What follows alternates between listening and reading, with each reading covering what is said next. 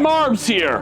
Welcome to Intellivision Sunday. Now, before I hand things back over to GamerGhostDad, just want to remind folks that, console modding is not for everyone, and if you're not an experienced console modder, it's probably best left to the unprofessionals. There are a number of resources within the Intellivision community that are more than happy to help you mod your Intellivision and get the most out of it. So, without further ado, let me turn things back over to Ghost Gamer Dad, and he will take the wheel. Hello there, it's GamerGhostDad here. We're going to unpause where we left off on Intellivision Sundays and continue our journey working on this here Super Arcade Intellivision. Why, it looks pretty good, but we'll just give it a little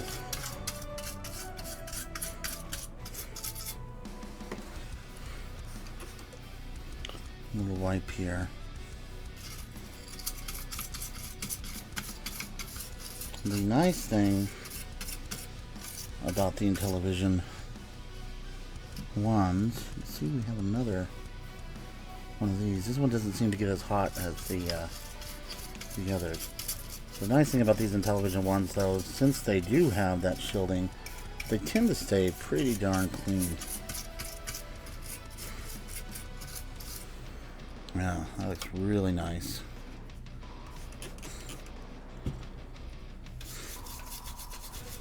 Also, compared to the Intellivision 2s, the Intellivision 2s just seem to have flux all over them. Leftover flux. And particularly around some of the heavy components, power components. Just looks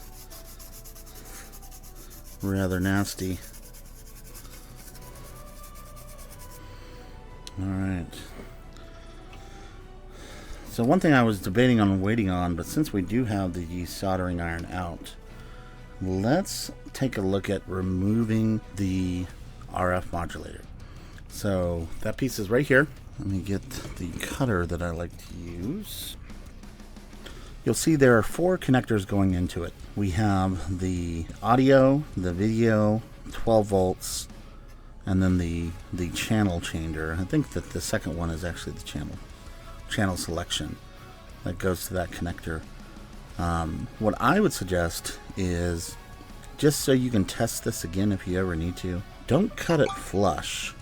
Cut a little bit above it, leave a little nub out, and you can always tape over these wires if you need to, but leave a little nub so if you need to connect a little connector to test the RF modulator again, you can do so.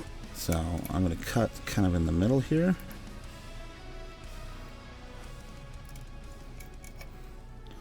On each of these items.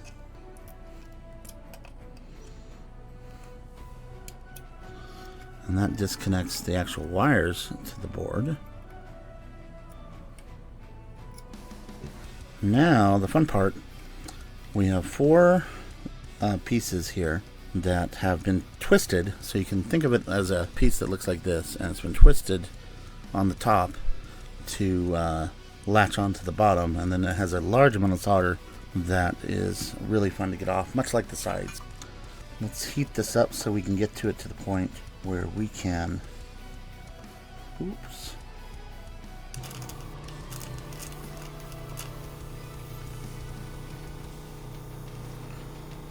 kind of tilt that.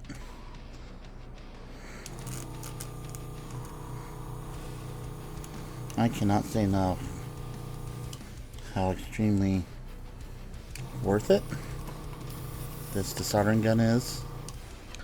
I mean, you can certainly do an amazing job using desoldering braid, and even one of the little snap guns, which I do have as well. But this just makes it so much easier, especially on these big pieces of solder here.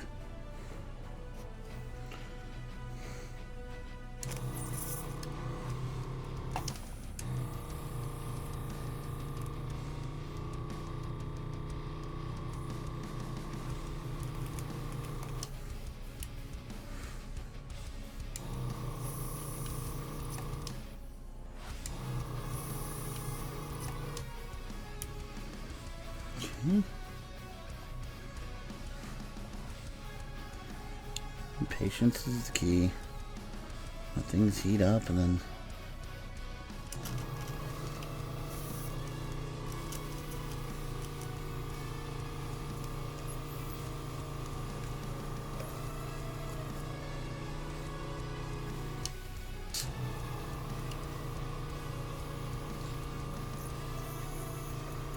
and for a moment we lost our suction. It sounds like we got it back now. But if we needed to, we were going to bring out the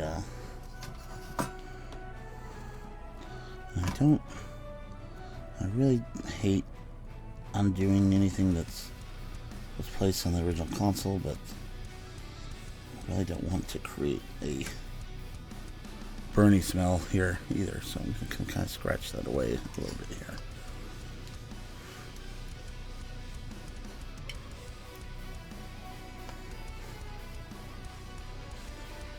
Okay, let everything heat up.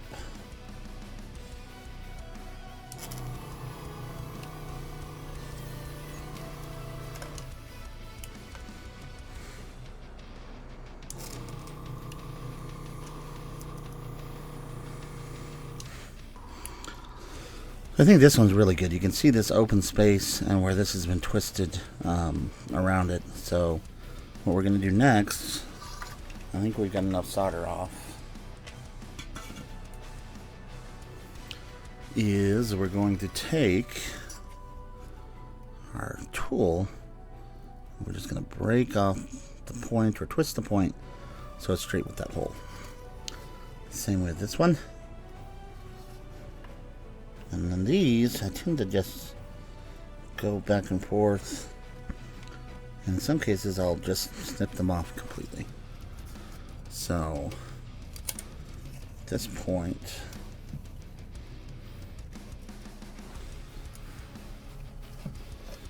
we should start seeing some movement possible on this.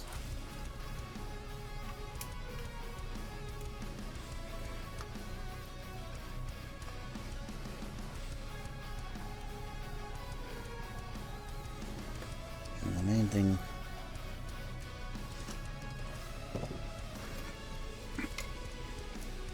and at this point you might also have to get something in to pry underneath.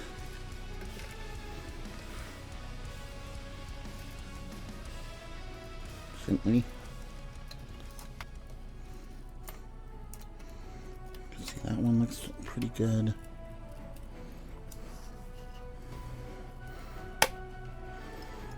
Popped out pretty good.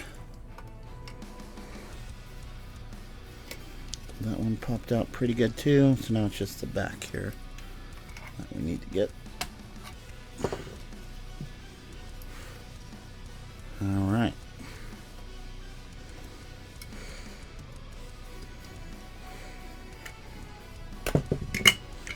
There it goes.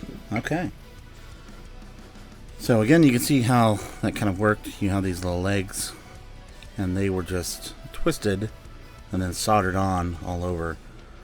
Just a note, if you are testing these, if I wanted to take 4 cables and run them to their points on this, I also need to make sure to run to a ground point if I wanted to test this externally. What we basically did is freed it from its ground points. So, okay, that looks really good. Give it a little spray and clean here too.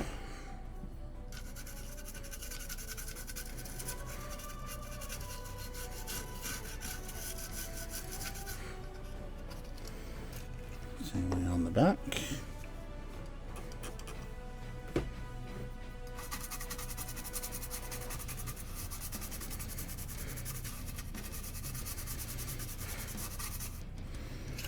Okay. Lots of yummy, yummy stuff here. Okay. Alright, so now we're starting to get a picture of what we're going to do. You can see where the new board is going to go. Speaking of these ends, I just tend to kind of push them over They're not touching each other.